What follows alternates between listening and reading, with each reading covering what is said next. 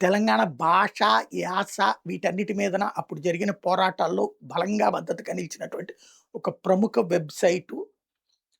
తర్వాతన ఇప్పుడు మొన్నటిదాకా బీఆర్ఎస్‌కి, ఇప్పుడు కాంగ్రెస్ పార్టీ అధికారంలోకొచ్చాక కాంగ్రెస్‌కి మద్దతిస్తున్నటువంటి ఆహ్, ఆహ్, ఒక స్టోరీస్ రాస్తూ ఉండేటటువంటి సంస్థ ఇప్పుడు ఒక ప్రొజెక్షన్ తెర మీదకి తీసుకొచ్చింది.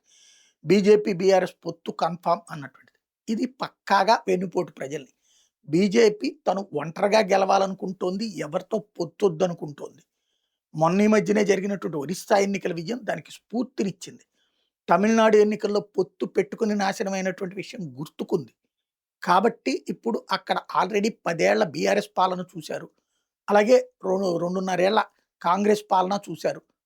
రాబోయేటటువంటి రోజుల్లో ఇంకో 2 ఏళ్లు చూడబోతున్నారు. ఆ తరువాత అటు బీఆర్ఎస్ మీద ఇప్పుడు ప్రేమ పెరగట్లేదు. కాంగ్రెస్ మీద వ్యతిరేకత పెరుగుతోంది. కాబట్టి థర్డ్ ఆల్టర్‌నేటివ్‌ని పబ్లిక్ ఎక్స్‌పెక్ట్ చేస్తున్నారు అన్నది బీజేపీ ఎస్టిమేషన్. కానీ బీజేపీలో ఉన్న లోపం ఏంటయ్యా అంటే, అరవింద్ లాంటి వాళ్ళు పార్టీ వ్యతిరేకంగా జరిపేటటువంటి నిట్టూర్పు స్టేట్మెంట్లు, అలాగే బండి సంజయ్, ఈటెల రాజేందర్ లాంటి వాళ్ళ వ్యక్తిగతమైనటువంటి ఇగోస్ వాటిటన్నిటిని సార్ట్ ఔట్ చేసేటటువంటి ప్రయత్నం చేస్తుంది.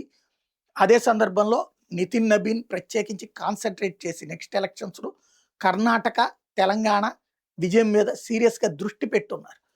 ఇలాంటి సందర్భంలో ఈ ప్రచారం చేయడం ద్వారా బీఆర్ఎస్ నుంచి బీజేపీకొచ్చేవాళ్ళు, కాంగ్రెస్ నుంచి బీజేపీకొచ్చే వాళ్ళని అడ్డుకునేటటువంటి కుట్రే కనబడుతోంది తప్పించి, ఇందులో వాస్తవికత లోపంగానే ఉంది.